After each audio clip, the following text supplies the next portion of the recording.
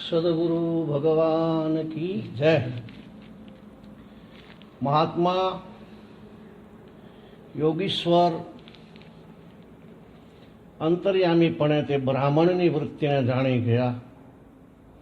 ते बोला कि हे वत्स, अनेक संसार सुखोने त्यजी घणा संकटोने परिणामे आ स्थानने प्राप्त थयेलो छुं। परम तत्वनो जिज्ञासु छे एम मैं जाण्युं। तारू कल्याण थाओ, तारा पर तत्वपति कृपा करो। हे तात, परम कृपाळु सर्वेश्वर प्रभुनी आज्ञा एवी छे कि तेना संबंधी तत्वનું જ્ઞાન જ્ઞાતાએ તેના જિજ્ઞાસુને આપવું। પણ તે પૂરો વિચાર કરો કે તે વસ્તુનો અધિકારી વા પાત્ર છે કે નહીં। પાત્ર વિનાની આપેલી વસ્તુ નષ્ટ કે ભ્રષ્ટ થઈ જાય છે, અથવા તો તેના ગ્રાહકને નષ્ટ ભ્રષ્ટ કરી નાખે છે, અર્થાત તેનો પ્રતિકૂળ પ્રયોગ થાય છે, કિંવા તે વસ્તુ વ્યર્થ જાય છે। હે પુત્ર, જ્ઞાન એ શબ્દનો અર્થ જાણવું, ઓળખવું, સમજવું એવો થાય છે। જેવો અર્થ જ્ઞાનનો છે તેવો જ વિદ્યાનો છે। કોઈ પણ પદાર્થને ખરી રીતે જાણવો, બરાબર ઓળખવો એ તેનું યથાર્થ જ્ઞાન છે। તે જ પ્રમાણે આપણે પોતે કોણ છીએ, ક્યાંથી આવ્યા છીએ, ક્યાં છીએ, શા માટે આવ્યા છીએ, ક્યાં જવાના છીએ ઇત્યાદિ વાત યથાર્થપણે જાણવી તે સ્વાત્મ જ્ઞાન છે। એ જ્ઞાન બીજા સર્વ જ્ઞાનોનું તથા સર્વ વિદ્યાઓનું તાત્પર્ય છે। એ જ્ઞાન જેને યથાર્થપણે પ્રાપ્ત થયું તેને બીજા સર્વ જ્ઞાનો અશેષ પ્રમાણે પ્રાપ્ત થયા એમ સમજવું। પણ એ જ્ઞાન જેમ સર્વ કરતા ઉત્કુન્ન છે તેમ પ્રાપ્ત કરવું એ પણ સર્વ કરતા દુષ્કર છે। શું કરે કાંતિભાઈ? ધ્યાનમાં, ભજનમાં રોટલી કર। એ જ્ઞાનનું યથાર્થ વિવેચન થવાને માટે જગતમાં સર્વ વેદો, વિદ્યાઓ અને શાસ્ત્રો પ્રગટ થયેલા છે।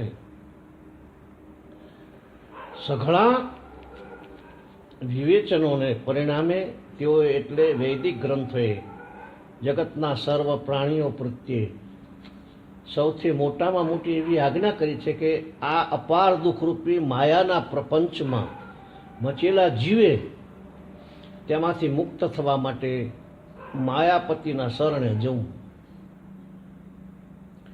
પછી સ્મરણ મનનથી તેનું પરોક્ષ દર્શન કરવું।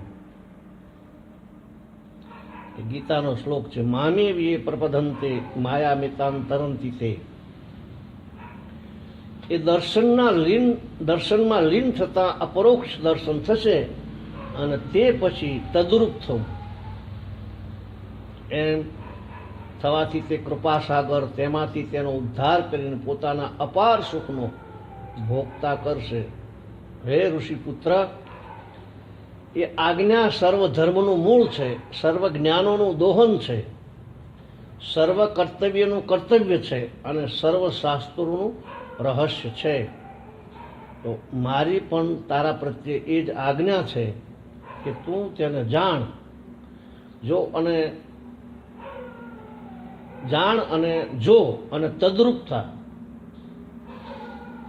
આ છેલ્લા શબ્દો તે મહાત્માના મુખમાં હતા એટલામાં એક ભારી ગર્જના થઈ, જે સાંભળતા દ્વિજપુત્ર ચમકી ઉઠ્યો અને તેને ધીરજ આપી યોગીરાજે કહ્યું કે વત્સ, બીચમાં એ કોઈ ભયનું આગમન નથી। અત્રે ભય કેવો? ભય વિશે બાપુએ પણ વાત કરી। માણસને ભય બહુ હેરાન કરે, મોરારી બાપુ।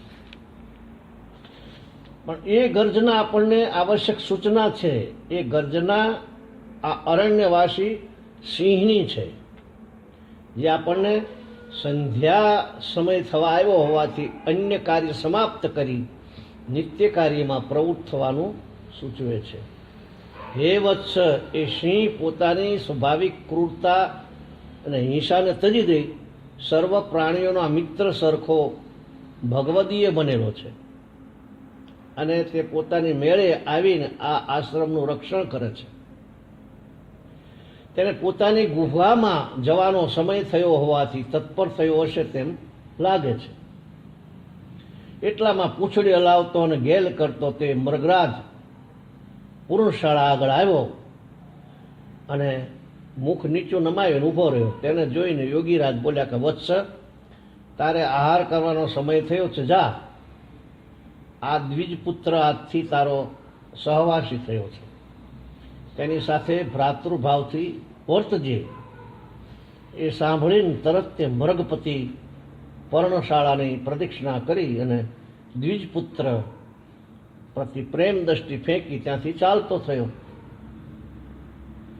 મહાત્મા યોગીરાજ પણ દ્વિજપુત્રને સાથે લઈ અને પર્ણકુટીની બહાર નીકળ્યા અને આશ્રમની વિચિત્ર રમ્ય વૃક્ષલતાઓમાં ફરતા ફરતા સરોવર પર ગયા.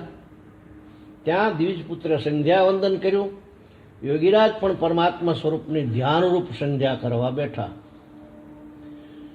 દ્વિજપુત્ર સંધ્યાવંદન કરી રહીને તેની સમાપ્તિમાં ગુરુચરણ વિશે પ્રણામ કરવા ગયો. તે ગુરુને તેણે કાષ્ટ કિંવા પાષાણની પ્રતિમાઓ સ્થિર થઈ ગયેલા જોયા. લાકડાનું પૂતળી હોય તો અગર તો પથ્થરની મૂર્તિ હોય એવા આમ ધ્યાનમાં સ્થિર થઈ ગયેલા જોયા. તે સમજી ગયો કે તેઓ ધ્યાનસ્થ છે. તેથી તેમના જાગૃત થવાની વાટ જોતો તે ત્યાં જ બેઠો. ક્ષણ થઈ, ઘડી થઈ, પ્રહર થઈ ગયો, છેક આખી રાત્રિ વીતી ગઈ તો પણ તે તો તેમના તેમ જ રહ્યા. શિષ્ય પણ આખી રાત્રિ તેમની સન્મુખ જ બેસી રહ્યો. પ્રાતઃકાળ થયો ત્યારે દેહ કૃત્યથી શુદ્ધ થઈને પાછો તે ત્યાં જ આવીને બેઠો. તેમણે કહેવા ઉપદેશનું મનન કરવા લાગ્યો. જે ઉપદેશની વાત કરેલી એનું મનન કરવા લાગ્યો. ગુરુનો દિવસ પણ એ સમાધિમાં જ ગયો, બીજી રાત્રિ પણ એમ જ ગઈ. તો પણ શિષ્ય કરજોડી તેમનું સન્મુખ જ બેસી રહ્યો હતો. તેટલા સમયમાં તેણે કશો આહાર કર્યો નહોતો, કેમ કે હવે તે પોતાને સેવક ધર્મનો અધિકારી સમજતો હતો. પોતાના સેવ્ય એવા ગુરુદેવની આજ્ઞા વિના કે તેમને નિવેદન કર્યા વિના મારાથી કશું થઈ શકે નહીં એમ તેનો નિશ્ચય હતો. પણ તે વેળાએ તે પર્ણકુટીમાંથી, આગળના ચોગાનમાંથી, આશ્રમના માર્ગોમાંથી, તે સરોવરના તટ પરથી સાયં પ્રાત બંને વેળા કચરો વાળી નાખતો. અને કચરો વાળી નાખો, તુલસી, મોગરા, ગુલાબ ઇત્યાદિ છોડવાઓને જળ સિંચવું તથા પક્ષીઓના પાડવાથી તેમજ ઘણા પાકી જવાથી નીચે ખરી પડેલા ફળોને વીણીને એકઠા કરતા ઇત્યાદિ પરિચર્યા કરાવી ચૂક્યો નહોતો. જેવું એણે શિષ્યવત ધારણ કર્યું હતું તે જ પ્રમાણે પેલા સિંહની પણ સ્થિતિ હતી. સિંહ યોગીશ્વર સમાધિમાંથી જાગ્યા નહીં ત્યાં સુધી તે પણ આશ્રમના ઝાંપા આગળથી ખસ્યો નહીં. થોડી થોડી વારે માય આવીને ગુરુવરીના દર્શન કરી જતો હતો. ત્રીજા દિવસે યોગીરાજની સમાધિ ઉતરી. 3 દિવસોથી પોતાના બંને શિષ્યો શુદ્ધિ છતાં સેવામાં તત્પર, સિંહ અને પેલો બ્રાહ્મણનો છોકરો. તે જોઈને બહુ પ્રસન્ન થઈને તેમણે તત્કાળ બંનેને યથેચ્છ ફલાહાર કરવાની આજ્ઞા કરી. દ્વિજપુત્રે પોતે જે ઓળખતો હતો તે જાતિના ફળો લાવીને ગુરુને નિવેદન કર્યા. સિંહ પણ વંદન કરીને ગયો.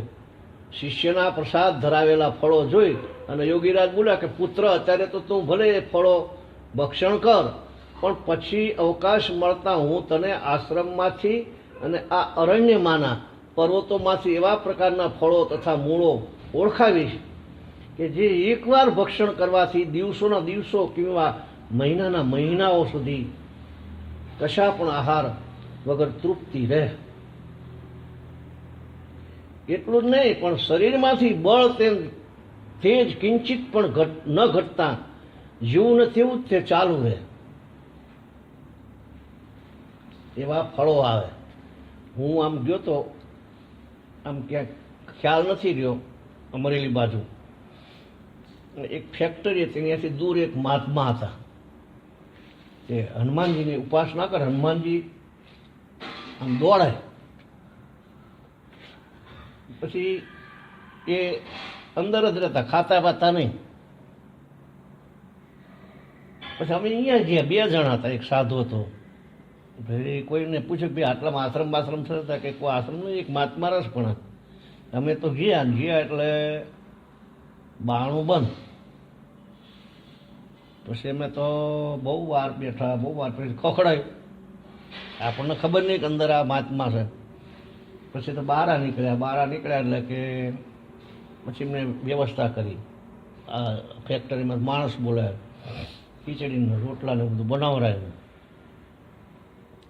પછી કે હું તો ખાતો નથી કે હા બોલ્યા, જો પેલા જે એ ખાઈ લઉં છું. 8 દાડા હાલે, 6 દાડા હાલે.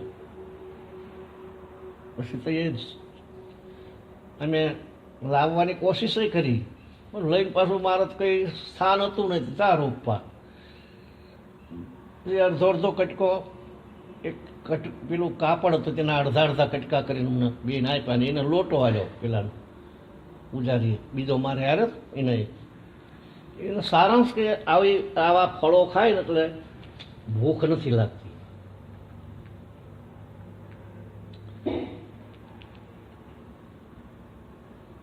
તો શિષ્ય ફલાહાર કરી અને તૃપ્ત થઈને પાછો ગુરુ સમીપ આવી અને કર જોડીને બેઠો અને પ્રણામપૂર્વક પૂછવા લાગ્યો કે હે નાથ, આપે મને આજ્ઞા કરી કે માયાના પ્રપંચમાં ફસેલા પ્રાણીએ માયાપતિનો આશ્રય કરવો, પરંતુ તેમાં હું બરાબર સમજી શક્યો નથી.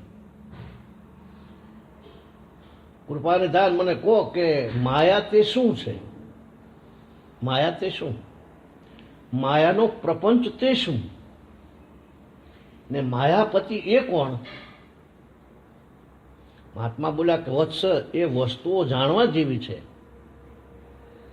તારા નેત્રો વડે દેખાતું એવું આ સર્વ જગત, જેમાંથી પૃથ્વી, આકાશ, ગ્રહો, નક્ષત્રો, દેવો, મનુષ્યો, રાક્ષસો, પશુઓ, પક્ષીઓ ને બીજા સર્વ જાતિના પ્રાણીઓનો તથા પદાર્થનો સમાવેશ થાય છે.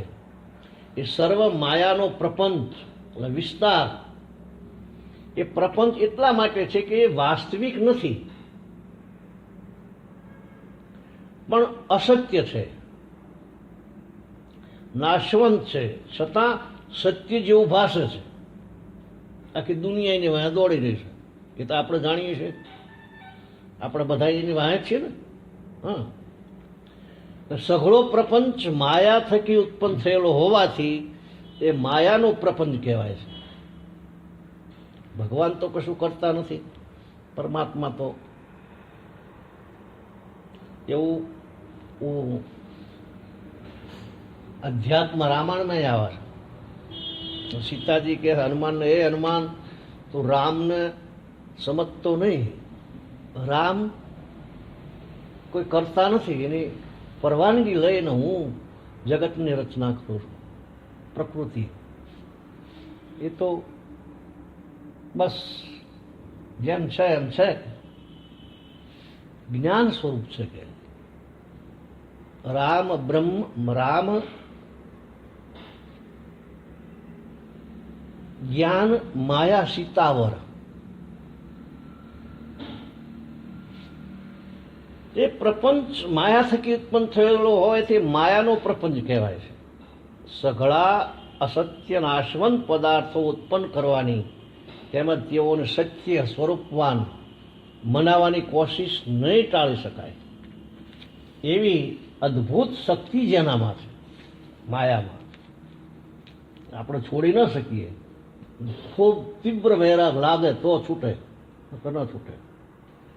તે માયાને વિષ્ણુ વિશ્વપતિની મોહન મૂર્તિ પણ કહે છે. એ મૂર્તિના દર્શનથી શ્વેતાશ્વેતર ઉપનિષદ છે એમાં એ શ્લોક આવે છે, માયાંતુમ પ્રકૃતિ વિદ્યાનમયી માયાઈનમ તુ મહેશ્વરમ તસ્યા વયવભૂતેસ્તુ વ્યાપ્તમ સર્વમિદમ જગત. તો એ મૂર્તિના દર્શનથી સંસારી જીવો જેની મોહનીમાં પડી જઈને સુખ દુઃખ અહંતા મમતા વગેરેનો અનુભવ કરે છે, તે માયા અર્થાત માયા પોતાનું રૂપ બતાવી માયામય ભાવ દેખડાવી અનિત્યમાં નિત્યતા,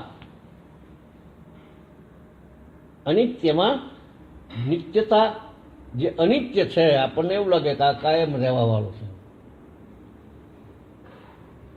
તો એ અનિત્યતામાં નિત્યતા દેખાડે અને અજ્ઞાનમાં જ્ઞાનનો ભાસ કરાવી, અજ્ઞાનમાં જ્ઞાનનો ભાસ કરાવી જીવને ભૂલાવે છે. માત્ર ભક્ત યોગી જનો જ માયાની મોહનીમાં લપટાતા નથી, કારણ કે તેમણે ચિત્તવૃત્તિને વશ કરેલી હોય છે. માયાનું સ્વરૂપ અજ્ઞાન છે એટલે માયા અજ્ઞાન રૂપ છે એમ જાણજે. માયાના અજ્ઞાનપણામાં લૌકિક અનુભવ પ્રમાણ છે. માયાના અજ્ઞાનપણામાં લૌકિક અનુભવ પ્રમાણ છે. મંત્ર તંત્ર ઇન્દ્રજાળ વગેરેમાં જે કંઈ ચમત્કાર જોવામાં આવે છે અને તે જોવાથી જે મોહ ઉત્પન્ન થાય તેને માયા કહેવાય છે. અજ્ઞાન અને માયા એ બંને પર્યાય શબ્દો જ છે, પરંતુ જ્યાં અજ્ઞાન ઘટી શકે નહીં ત્યાં માયા જાણવી. માયા અને અજ્ઞાન વસ્તુ એ એક જ છે. માયા અને અજ્ઞાન. જે માયા પરબ્રહ્મના સ્વરૂપનું આવરણ કરી જ્ઞાનની વિરોધી થાય, સમજાય છે ને?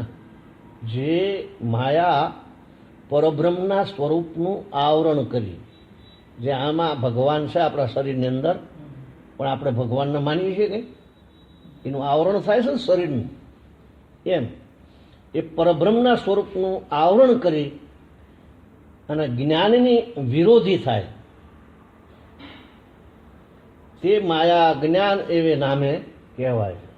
અજ્ઞાન.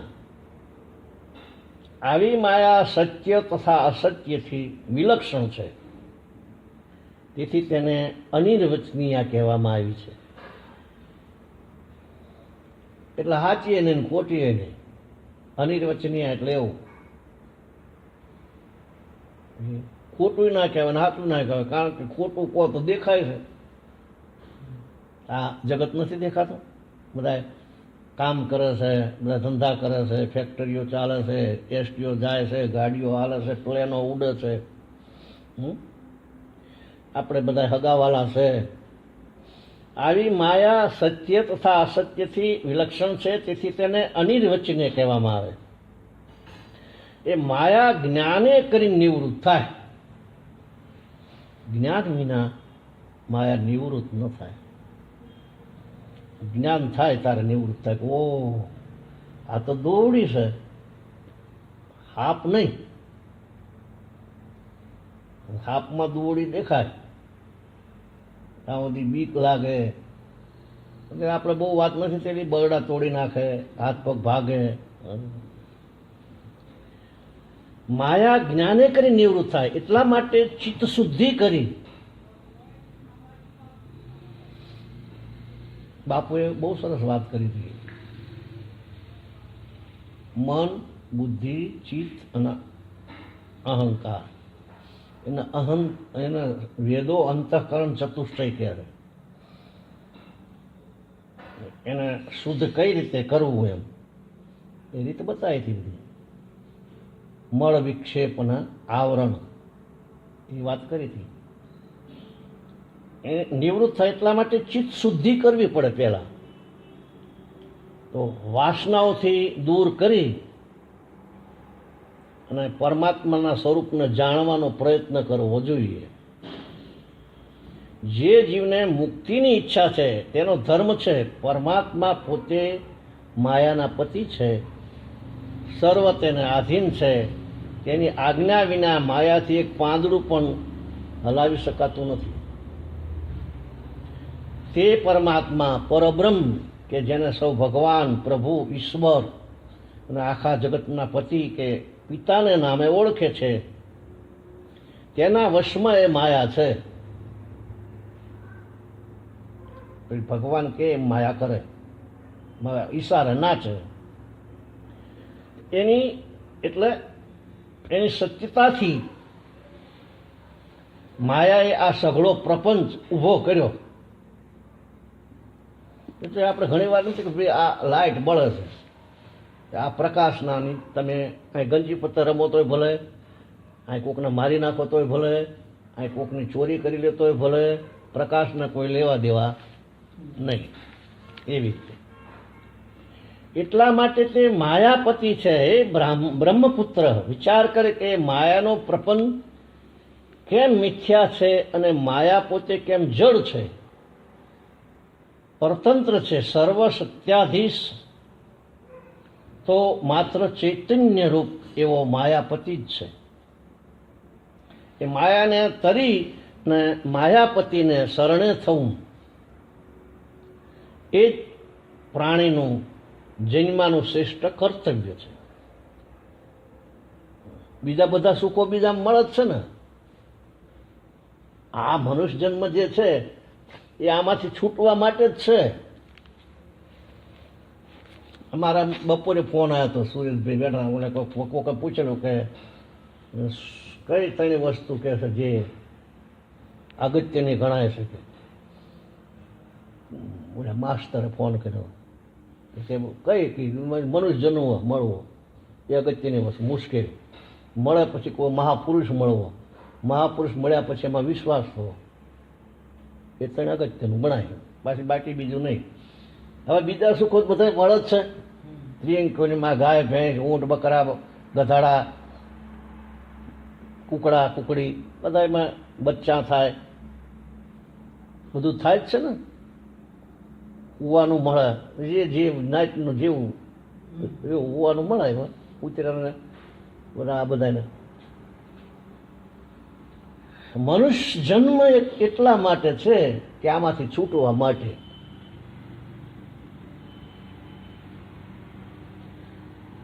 એટલા માટે ભગવાન એ માયાના પતિ છે. એ બ્રહ્મપુત્ર વિચાર કરે માયાનો પ્રપંચ કેમ મિથ્યા છે અને માયા પોતે કેમ જડ છે. કેમ જડ છે, પરતંત્ર છે, સર્વ સત્યાધીશ તો માત્ર ચૈતન્ય રૂપ એવો માયાપતિ જ છે.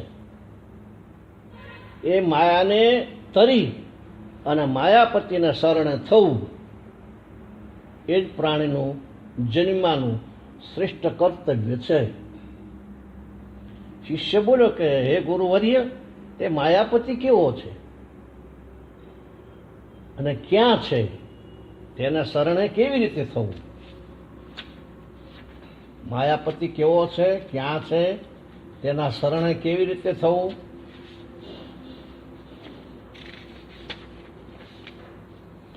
મહાત્મા બોલ્યા કે તાત એને જેવો કલ્પીએ તેવો તે છે. સમજાણું? જેવો કલ્પીએ તેવો તે છે. કારણ કે કેવો છે એવું કહેવાય નહીં, એને જોવાતો નથી, સ્પર્શ નથી થતો, કે ગુણ નથી એમાં કોઈ.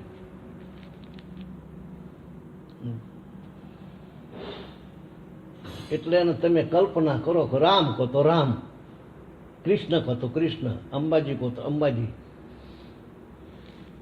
જે કેવું હોય. કલ્પો, તમારે જે કલ્પવું હોય એવો કલ્પો. આ આખા જગત જેવો તે છે, આખા જગત જેવો, આખું જગત માયા સાથે એ સમર્થ માયાપતિનો એકાંશ મળવાથી પ્રકાશિત થયું છે. એકાંશેન સ્થિતો જગત, એ ગીતાનો 10મા અધ્યાયનો 42મો શ્લોક. તેથી તે સમગ્રપણે આખા જગત રૂપે છે. હા, ઈશ્વર આ દેખાય એ જગત રૂપે પરમાત્મા છે. ચૈતન્ય રૂપ છે, પર થકી પર એવો તે અત્યંત અલક્ષ, લક્ષમાં પણ ન આવી શકે તેવો એવો છે. અમે બાપ ભીખારામ બાપજી કહેતા કે મોટા મોટા મુનિવર બેઠા ધ્યાનમાં, તોય નજરો માનાયો મારો નાથ, અનુભવી ઓળખો આત્મા. એ બીજું એક કહેતા, સસુદરના સૂજને અંધાડે અથડાય, વાક કોઈનો ના કહેવાય. ધ્યાનમાં ના આવે, બેહીનો ગમે એટલું ધ્યાન કરે, ગમે સમજાય તો ખબર પડે.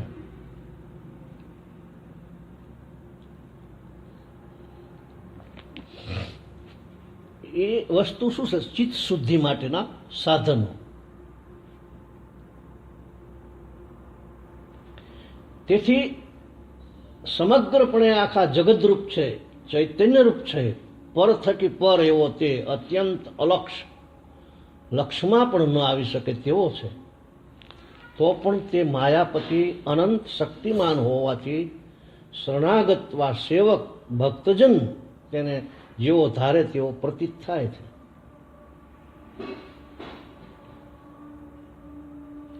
માયાપતિ અનંત શક્તિમાન હોવાથી શરણાગતના સેવક ભક્તજન તેને જેવો ધારે તેવો પ્રતીત થાય. નિર્ગુણમાંથી સગુણ પણ બને, સાકાર પણ બને. તે ક્યાં છે એમ જ્યારે તું પૂછે છે ત્યારે મારે કહેવું જોઈએ કે એ જ્યાં ન હોય એવું એક અણુ માત્ર પણ ઠામ ખાલી નથી. કોઈ જગ્યા ઓ નાખે અને અણી અડાડે એટલી જગ્યા ખાલી નથી. તો ઠોસ ભરેલો છે પરમાત્મા.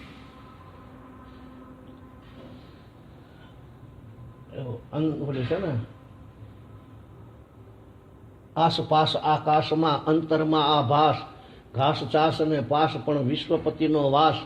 ભોયમાં પેસી ભોયરે કરે કાંઈ વાત, તે જાણે જગતનો તાત. આમ હળી નાખે એટલી જગ્યા નથી, એવા ભગવાન ભરપૂર ભરેલા છે.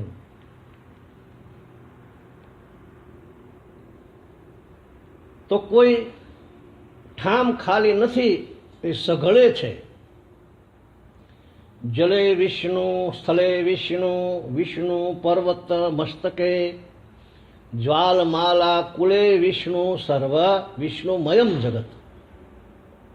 એમ શાસ્ત્રમાં કહ્યું છે. સઘળે સ્થળે ભૂમિ, આકાશ, પાતાળ અને આખા બ્રહ્માંડમાં તે એક સરખો સુઘટ વ્યાપીને રહેલો છે. એવડો મોટો તે છે, છતાં તેની અતિ અદ્ભુત શક્તિ તું જો કે તે કોઈની પણ દ્રષ્ટિએ પડતો નથી. આ તે પરમ કૃપાળુની અચિંત્ય કરણીને કોણ વર્ણવી શકે તેમ છે. એ છેલ્લા શબ્દો બોલતાની સાથે તે યોગીશ્વરના નેત્રો પ્રેમાશ્રુમથી ભરાઈ આવ્યા. કંઠ ગદગદ થઈ ગયો. કેટલી વારે પોતાના પ્રેમાવેશને આવરીને વળી મહાત્મા બોલ્યા, વિપ્ર, હવે એને શરણે કેવી રીતે થવું તે સાંભળ. મનથી, વચનથી, કાયાથી સર્વ રીતે તેને આધીન થવું. એ મારો રક્ષક, એ જ મારો તારક, એ જ પિતા, એ જ પ્રભુ, એ જ પૂજ્ય. અને પ્રારંભમાં હું તેનો સેવક છું અને પછી તે હું અને પછી હું અને તે એક જ એવી દઢ ભાવના કરીને રહેવું, એ તેને શરણે થવું છે. પહેલાં તો એને શરણાગતિ સ્વીકારવી પડે, મારું કશું છે જ નહીં. ત્વમેવ માતા ચ પિતા ત્વમેવ ત્વમેવ બંધુ ચ સખા ત્વમેવ ત્વમેવ વિદ્યા દ્રવિણમ ત્વમેવ ત્વમેવ સર્વમ મમ દેવ દેવ.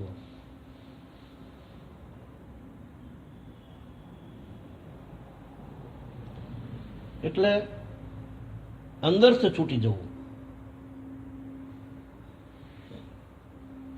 બહાર ભાગી જવાનો કે કોઈ એવો કોઈ નહીં, પણ અંદરથી છૂટી જાય પછી બધું કાર્ય કરી શકો, ધંધો કરી શકો, વ્યવહાર કરી શકો, બધું થાય.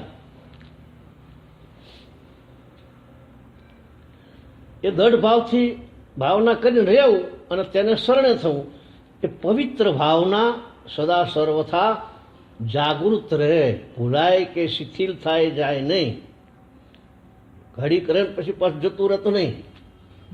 તો આપણે એવું થાય ઘડી કદાચ રહે ને ના રહે, ન રહે કદાચ તો થોડીક વાર રહીને પાછું જતું રહે, પછી પાછા આમાં એટલા બધા રચ્યા પચ્યા થઈ જાય માયામાં લુબ્ધ, અને સાચું લાગે બધું આપણને કોઈ છોકરાને કંઈક કહેશે નથી હાર લાગતું. અરે અમારા છોકરાને શેનું કહો છો? છોકરો એમનો છે, ઓલે એમને છોકરો મારી નાખ્યો, સાધુ માટે ના મારી નાખ્યો, શેઠ સગા છે. તે માટે બહુ પ્રયત્નથી નિત્ય તેનું મનન થવું જોઈએ. પણ પુત્ર, એ મનન એમને એમ નિરાધાર થઈ શકતું નથી. તેના માટે કંઈક આલંબન જોઈએ કે જેના આધારે મનન દઢ થાય, કંઈક જોઈએ, સ્વરૂપ જોઈએ કંઈક. તમે મનમાં મન રાખવું ક્યાં? નહીં, કોઈ ઊંચી દશા થઈ જાય, નિર્વિકલ્પ દશા થઈ જાય. કદાચ નિર્વિકલ્પ દશા કરવાની વાત બાપુએ કરી હતી.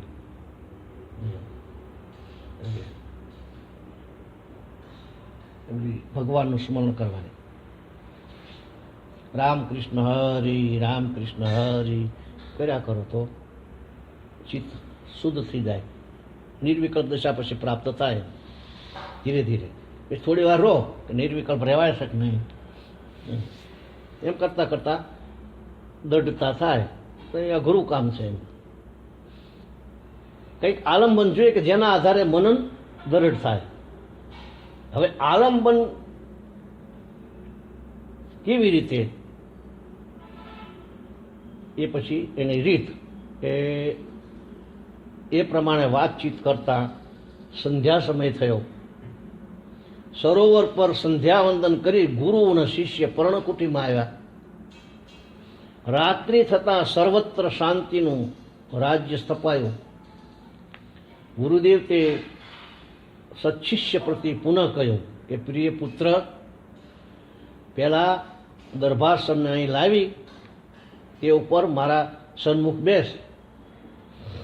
દર્ભનું આસન, ડાભડાનું, એને દર્ભાસન કહેવાય. ડાભડાનું બનાવે છે ને. પેલા કમંડળમાંથી આચમન કરી પાણીનું, તારી શક્યતાનુસાર પ્રાણાયામ વડે ચિત્તને સ્થિર કર. જે તારા શક્તિ હોય એ પ્રમાણે પ્રાણાયામ 4-500 કરી અને ચિત્ત સ્થિર કર. શિષ્ય તે પ્રમાણે કર્યું. પછી યોગેશ્વર બોલ્યા કે વત્સ, નિત્ય ગાયત્રી જપ વેળાએ તું જેવું તેજોમય સૂર્યબિંબનું ધ્યાન કરે છે, ધ્યાન ધરે છે, તેવું અતુલ સ્વચ્છ તેજ સર્વત્ર વ્યાપી રહ્યું છે, અન્ય કશી જ વસ્તુ નથી. એમ બંને નેત્રો મીચીને તારા મન વડે જો. જેમ સૂર્યનું તેજ છે ને, એમ સૂર્ય એવું તેજ બધે વ્યાપી રહ્યું છે, બીજું કશું સહજ નહીં. એવું તું જો. એમ બંને નેત્રો મીચીને તારા મન વડે જો. સૂર્યબિંબનું તેજ એ પ્રભુનું શરણ ઈચ્છનારા સાધકને ઉદાહરણ રૂપ છે. જગતમાંના સઘળા તેજો, અગ્નિ, વિદ્યુત, તારાગણ, ચંદ્ર ઇત્યાદિ સર્વ તેજસ્વી પદાર્થોના તેજો કરતાં સૂર્યબિંબનું તેજ ઉત્કૃષ્ટ છે. એના કરતાં અધિક પ્રકાશવાળું તેજ જગતમાં બીજું કોઈ દ્રષ્ટિગોચર થતું નથી. બીજા સર્વ તેજોની પેઠે એ તેજ પણ સર્વના પ્રભુ માયાપતિનું આપેલું હોવાથી વાસ્તવિક જોતા માયાપતિનું જ છે. એટલા માટે માયાપતિના અગોચર અલક્ષ્ય, અગોચર એટલે ગોચર એટલે ઇન્દ્રિયો જ્યાં જઈ શકે નહીં. ગોચર લગી ચહ મન જાય, સબ જાનવ સબ માયા ભાઈ, એટલે જ્યાં ઇન્દ્રિયો પહોંચી શકે. અલક્ષ્ય જે લક્ષ્ય નથી લેવાતું જેનું, એવા સ્વરૂપને ઓળખવા ઈચ્છનારે પ્રથમ એ અતુલ તેજનું ધ્યાન ધરવાનું છે. માટે હે દ્વિજ, પ્રથમ તારું ચિત્ત સારી પેઠે સ્થિર થવાને તું કેટલોક સમય સુધી તેનું ધ્યાન ધર. એ મારા પ્રભુનું, મારા સ્વામીનું અકળ અચિંત્ય સ્વરૂપ છે એવું જાણીને તેને મનોમય પદાર્થો અર્પણ કર. મનોમય પદાર્થો, મનની આવતી કલ્પનાઓ એને અર્પણ કર અને હાથ જોડીને સેવકની પેઠે નમ્ર થઈને પ્રણામ કર. શુદ્ધ ભાવથી પ્રાર્થના કર કે હે, હું આપનો છું અને મારા પર આપ અનુગ્રહ કરો, કૃપા કરો. અંતઃકરણને સ્વરૂપમાં એકાગ્ર કરી અખંડ વૈભવવાળા આત્માને જો. બંધનને કાપી નાખ અને સંસારની દુર્ગંધનો ત્યાગ કર. સઘળી ઉપાધિથી રહિત બની સચ્ચિદાનંદ રૂપ બની જા. આ અધમ આત્માને શુદ્ધ બનેલો જો. એમ જોવાથી તને પાછો સંસાર ભોગવવો પડશે નહીં. એટલું કહી અને ઘણી વાર સુધી મૌન ધરી રહેલા તે મુનિ પુનઃ બોલ્યા કે પણ ભાઈ, એવી ભાવના માત્ર ઉપર ઉપરની જ હોય તો કશું ફળ નથી. પ્રભુનો આશ્રય તો બીજા સર્વ આશ્રયો છોડી દઈને અનન્યપણે કરવો જોઈએ.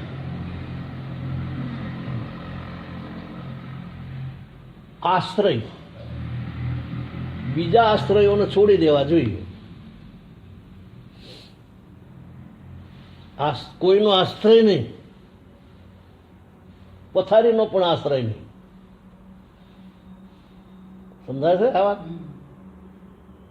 બધા આશ્રયો છૂટી જવા જોઈએ. આશ્રયમાં સમજાણું, આના વિના મારે નહીં ચાલે. આ મારે જોશે, આ મારે આના વિના નહીં ચાલે. એ આશ્રય, બીજાનો આશ્રય નહીં. સર્વધર્માન પરિત્યજ્યમ મામેકમ શરણમ વ્રજ. ગોપીઓ જઈ બધા આશ્રયો છોડી દીધા હતા ને, તો આપણે કઈ કીધેલું છે ને, કોઈનો આશ્રય નહીં. એમ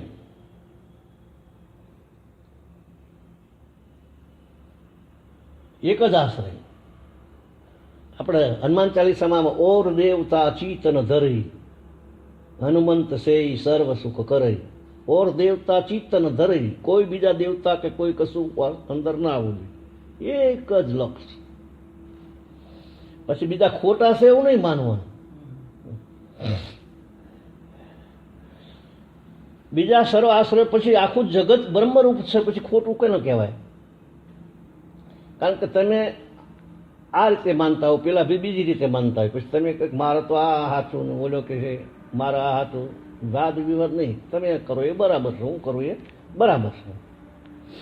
બીજા સર્વ આશ્રય છોડી દઈને અનન્યપણે કરવો જોઈએ. પોતાના બળનો, ભાગ્યનો, ધનનો, વિદ્યાનો, સિદ્ધિ આદિ ઐશ્વર્યનો, તપનો, પુણ્યનો કે સ્વજન આદિ કોઈનો પણ આશ્રય હોય.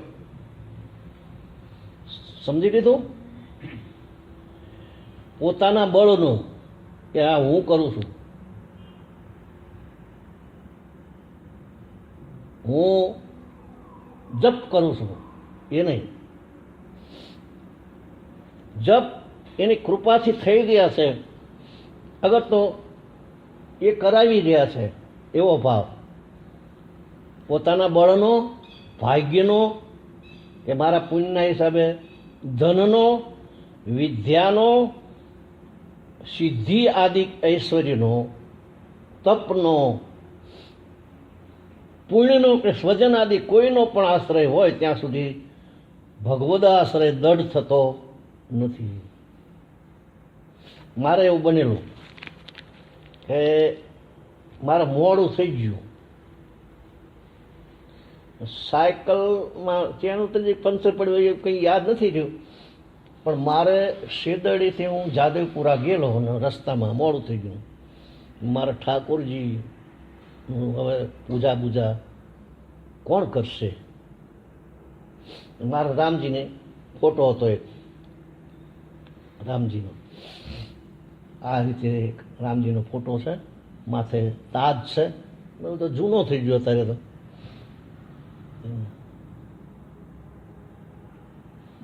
પછી મને એ જ દેખાય, બીજું દેખાય જ નહીં. જ્યાં જોઉં ત્યાં એ જ ભાડું. એને ભારે કરી ઠાકોરજીની પૂજા બૂજાનું આજ સંકટ આવી ગયું. મેં ગામના મંદિરની પૂજા એ ઠપકો મળશે કીધું, કોણ કરે પૂજા? પછી હું તો આવ્યો, આમ જાળી છે મંદિરમાં જોયું તો આરતીમાં પેલી બત્તીઓ હળગે. મેં બેટો આરતી તો થઈ ગયેલી છે. પછી ઉપર ગયો, ઉપર રહેતો એક બાપજી કે બાપજી તમારું કામ બધું કરી નાખ્યું છે કે ચિંતા ના કરતા રહે. મારા મતે તે ભગવાન જ આયા કહેવાય, પણ દ્રઢ. અને મારો ત્રાટક હતું એક કલાકનું. એ કલાકનું ત્રાટક એટલે હું 1 કલાક સુધી એમના હામ જોઈ રહું, રામના ફોટા હામ. શરણમાંથી લઉં ધીરે ધીરે ધીરે ધીરે ધીરે ઉપર જવું, ઉપરથી પાછું નીચે આવું, ગાલ ઉપર મન ન રાખવું, એવું ત્રાટક સિદ્ધ થઈ ગયું. પછી સિદ્ધિ 1-2 આવી હતી, 1-2 સિદ્ધિઓ પણ આવી હતી. પણ એટલું કહેવાનો સારાંશ કે કોઈ આશ્રય નહીં મારે, બસ એના સિવાય કોઈ નહીં મારે. બસ એ જ સર્વસ્વ. કરોડો રૂપિયા મળે તોય નહીં, થૂકી નાખું એમ.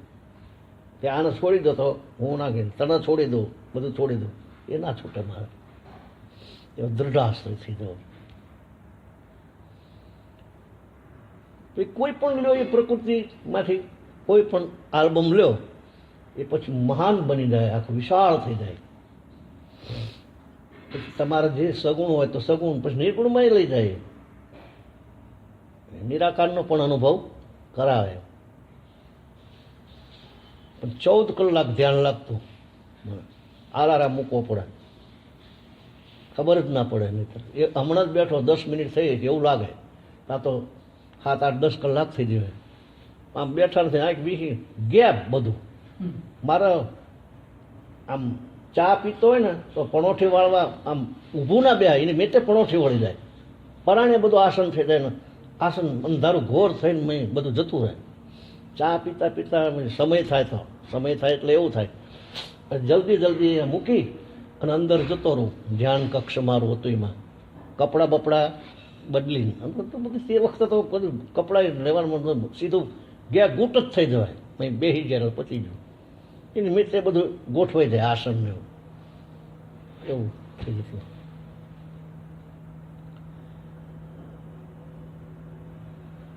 પછી મારે મંદિરની પૂજા હાટું થઈને અલાર્મ મોટો લાવવો પડ્યો, જર્મનનો. લઈને વાગે એટલે જાગ્રત પછી હું થવું. પછી 6 વાગે આરતી પૂજન એવું બહાર કરવાનું મંદિરનું. એ એટલા માટે રાખતો હતો કોઈ પાસે માગવું ના પડે, કોઈનું મંદિરનું. આપણે મરખાસણ મળી રહે ને એટલે ધાર્મિકતા ગણાય અને ધ્યાન થાય, આપણે પૂજા થાય. પણ લાખ રૂપિયાનું અત્તર મેં વાપરી નાખ્યું ઠાકોરજી માટે. એ વખતે હોંઘવારી મને હાલતા થાય ફ્રીમાં, પૈસા નહોતો આપતો, પણ 1 લાખનું જીવ છે. સારા માર્યું સેન્ટ વાપરતો, આર ડાભી રાજકોટનો બકુલ બકુલ વાપરતો તે બહુ સરસ આવતું. એક સહેજ અડાડો એટલે આખી મંદિર મેઘ મેઘ થઈ જાય, હળી અડાડવાની. એ આખું ચંદન બનાવું, કપૂર ખાટલી, બ્રાસો અને આ બધું પૂજા કરું, કેસર એ બધું નાખીને ચંદન બનાવું. એ લોકો માટે મૂકતો, પ્રેમથી પૂજા કરતો. પછી ગયા ગુટ જ થઈ જતો.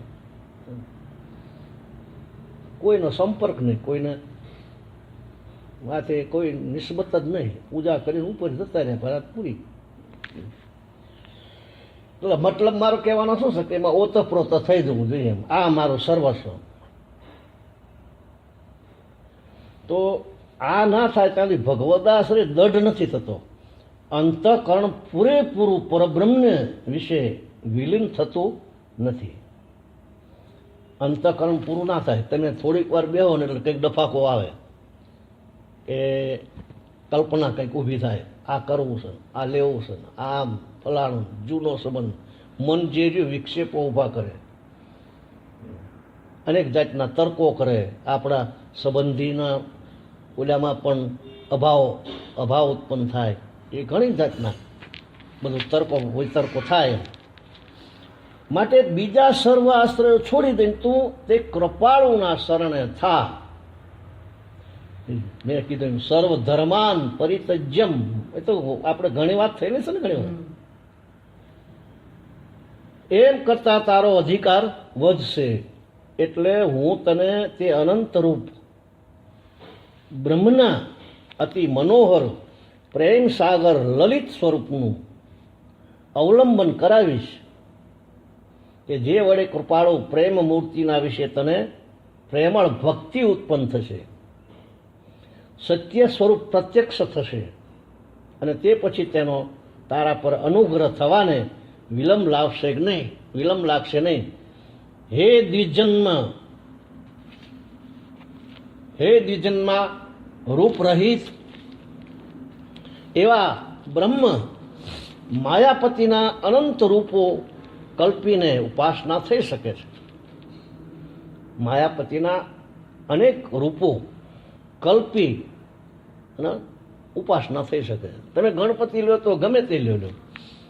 ગણપતિને આપણે કહીએ તો ગણાનાંત્વા ગણપતિ ગુણ હવા, ગણાનાંત્વા ગુણ હવા મહે, પ્રિયાનાંત્વા પ્રિયપતિ ગુણ હવા મહે. પૃથ્વીની સ્થાપના થઈ ત્યારે ગણપતિનું પૂજન કર્યું હતું. હા, યાદી જેવું થઈ જાય ને. શંકર ભગવાન પાર્વતીજી પૈણ્યા ત્યારે ગણપતિનું પૂજન કર્યું હતું. બે જણાએ એ ગણપતિ એમ બધા દેવો આદિ દેવો છે. અને કોઈ પણ રૂપ તમે કલ્પો, મચ્છા અવતાર, કચ્છા અવતાર, વરાહ અવતાર, નરસિંહ, ગુરુ પહોંચેલા હોય તો, ના પહોંચેલા હોય તોય કાગળનું તોય ભલે આવો મૂકી દો. કાગળ, કાળી બિંદી, સફેદ બિંદી, લાલ બિંદી, જે ગણો એમ. તો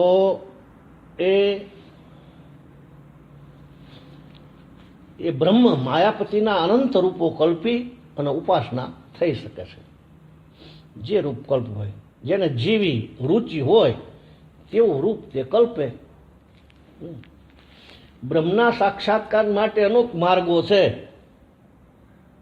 તેમાં કોઈ સહેલા, કોઈને કાલાંતરે ફળ આપનારા છે. તો કઠિન દુષ્કર હોય ને થોડા સમયમાં ફળ આપનારાય છે.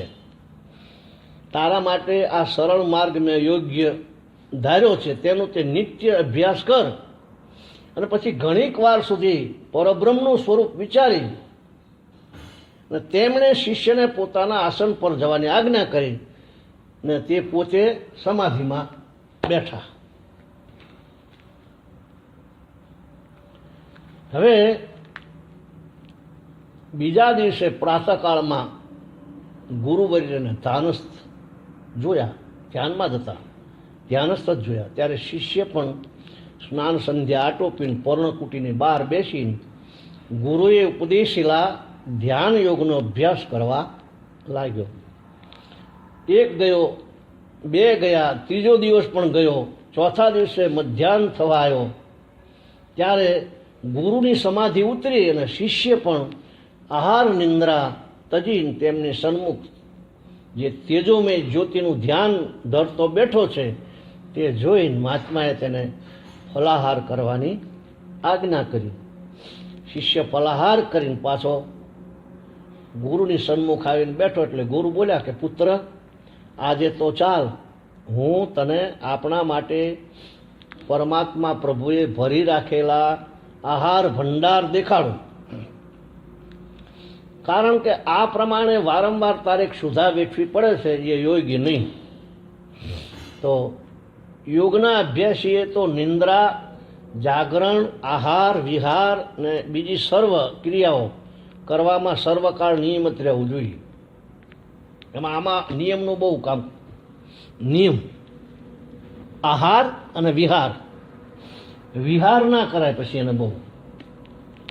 હા, યોગનો અભ્યાસી જે હોય એને વિહાર એટલે બહાર ફરવું જાતા લાંબો સમય. મારે એવું થયું હતું કે હું નીકળી ગયો જાત્રા કરવા અયોધ્યાની બાજુ. તે પછી બોર્ડો વાંચ્યા, જીની હોય પાસે બેઠો, જે હોય તે ખાધું, રસ્તામાં સ્ટોલો ઉપરથી બધું ગેપ થઈ ગયું. પછી પ્રાકૃત માણસ જેવું થઈ ગયું બધું. બહાર આરતી કરે છે, ઊભા થઈ જાય 5 મિનિટમાં એવું બધું. પછી મેં કીધું આવું થયું. પછી ગંગારામ ભગત હતા, એમને કીધું મેં કીધું આવું આટલામાં કોઈ સત્પુરુષ છે? કે હો, કે સાણંદ પાસે 7 ગરનાળા છે એ છે કે. પછી અહીંયા જ્યો ટૂંકમાં વાત કીધું બધી. પછી મેં કીધું બાપજી આવું થયું કે ગુરુ આજ્ઞાનું ઉલ્લંઘન થયું હશે. મેં તો વિચાર કર્યો કે ગુરુ આજ્ઞાનું કોઈ જગ્યાએ ઉલ્લંઘન નથી. પછી અંતે એક વાત થઈ કે હું યાત્રા કરવા ગયો હતો કે જવાતું છે યાત્રા કરવા? ગુરુએ કીધું હતું કે ના. કે તમારે જે જોવું હોય તમારા રૂમમાં દેખાય. કે વાત સાચી હતી. એ આપણે કલ્પના કરીએ કે મારે હરિદ્વાર જોવું છે, તરત હરિદ્વારમાં બધું દેખાય. કે કેદાર જોવું છે, કેદારે દેખાય. કે મારે કાશી વિશ્વનાથને જોવા છે તો રૂમની અંદર દેખાય, બધું દેખાય. પછી કે મેં કીધું હવે તો કે હવે પાછા જાઓ, ગુરુ પાસે માફી માગી આવો. પછી પાછો જ્યો. પછી પાછો આવ્યો ને પછી ત્યાં આવ્યો એટલે બાપજી કે આ બધું એટલા માટે થોડું આપ્યું હતું કે સિદ્ધિનો ઉપયોગ કર્યો તમે, 2 સિદ્ધિ આવી હતી એટલા માટે થોડું આપ્યું હતું કે આને તો પ્રભુના શરણ જવા માટે આ બધું રાખવું જોઈએ, પરમાત્માના પ્રેમ જાગે એવું કરવું જોઈએ ને. કે આવું ના કરાય. ફરી પાછું કે બાપજી મને ભૂલ થઈ ગઈ, મને ખબર નહીં આવી બધી ખબર નથી મને. પાછું લાગી ગયું પાછું, એટલે બગીચો લીલો થઈ ગયો પાછો એમ. તો નિંદ્રા, જાગરણ, આહાર, વિહાર બીજી સર્વ ક્રિયાઓ કરવામાં સર્વકાળ નિયમિત રહેવું જોઈએ. નિયમિત રહેનારને યોગ પ્રાપ્ત, અનિયમિત રહેનારને યોગ પ્રાપ્ત થતો નથી. અસંયમ તાત્મના યોગો દુષ્પ્રાપ્તિ ઇતિ મે મતિ. ગીતાનો 6ઠ્ઠો અધ્યાય. અનિયમિત રહેનારને યોગ પ્રાપ્ત થતો નથી. કેટલું ખાવું, ક્યારે ખાવું, એ બધું નિયમસર હોવું. અને ધ્યાનમાં બેવાનું પછી સંડાસ જવાનું થાય નકાવું પડે. પેટ સાફ કરીને પછી ધ્યાનમાં બધું કમ્પ્લીટ કરીને પછી બેવું છે. બધી વિધિ છે એવી. એમ કહેતાની સાથે યોગેન્દ્ર પ્રભુ ઊભા થયા અને શિષ્યના સાથે લઈ આશ્રમની બહાર આવ્યા. ત્યાં પેલો સિંહ બેઠેલો હતો, તેણે ઊભો થઈને તત્કાળ તેમણે વંદન કર્યું. તેને આશીર્વાદ દઈને તેઓ આશ્રમની બાજુએ થઈને તેની પછવાડે આવેલી પર્વત કંદરાઓ તરફ ચાલ્યા. ત્યાંથી વૃક્ષઘટા, જળના ઝરણો, તેની અપાર ઊંડી ગયેલી ખોભણોમાં પડતી ધારાઓ, અનેક કુંજો, ગુફાઓ આદિ જોઈને શિષ્ય ચકિત થઈ ગયો. અને જળના ઝરણોથી જે અનેક મોટા કરડાઓ પડ્યા હતા તેમાં ઉઘાડા થયેલા કેટલાક મૂળિયા દેખાડીને મહાત્માએ કહ્યું કે આ મૂળને અગ્નિમાં શેકી ભક્ષણ કરવાથી 1 માસ પર્યંત ભૂખ લાગતી નથી. ખાવાની માથાકૂટ મટી જઈ. પછી બીજા જુદા જુદા દેખાડીને કહ્યું કે આનું ભક્ષણ કરવાથી 2 માસ તૃપ્તિ રહે છે. આ કંદ 3 માસ સુધી તૃપ્તિ આપે. અમે એ કંદ હતું ત્યાં. આ દિવ્ય કંદનું ભક્ષણ કરનારને યોગીને 6 માસ પર્યંત બીજા કશા આહારની અપેક્ષા રહેતી નથી. આ લાલ રંગનું કંદ અપૂર્વ પુષ્ટિ આપનારું છે. આ શ્વેત મૂળ બહુ જ સ્વાદિષ્ટ અને શાંતિકર છે. એમ જુદા જુદા કંદમૂળો બતાવી એમાંના કેટલાક કંદમૂળો તેની પાસે ખોદી લેવરાવીને તે પાછા આશ્રમ તરફ વળ્યા અને માર્ગમાંના એક ઝરણામાં તે કંદમૂળ ધોરાવી પાસેની એક સુંદર સ્ફટિક શિલા ઉપર પોતે બેઠા. પછી કહેવા લાગ્યા કે હે દાન દક્ષ, આવા પ્રકારના સ્વાદિષ્ટ ભોજન જેઓને પ્રભુએ અખૂટ આપ્યા છે તેઓ બીજા લૌકિક ભોજનની શા માટે ઈચ્છા કરે? એ સાંભળીને દાન દક્ષ બહુ હર્ષિત થઈ દંડની પેઠે લાંબો થઈને તેમના ચરણમાં વારંવાર પ્રણામ કરવા લાગ્યો. અને અહીંયા એક ચમત્કાર બન્યો કે દંડની પેરે તે નમવા ગયો એવામાં તેના મસ્તક પરની કેશની ગુંડી છૂટી ગઈ, જેમાંથી એક કાષ્ટની દાબડી નીકળી પડી. એ જોતા મહાત્મા બોલ્યા, એ શું છે? હવે એ શું છે એ આવતા વખતે આપણે જાણશું. સદગુરુ ભગવાન કી જય. બરાબર, જમીન તમને વાર્તા કથા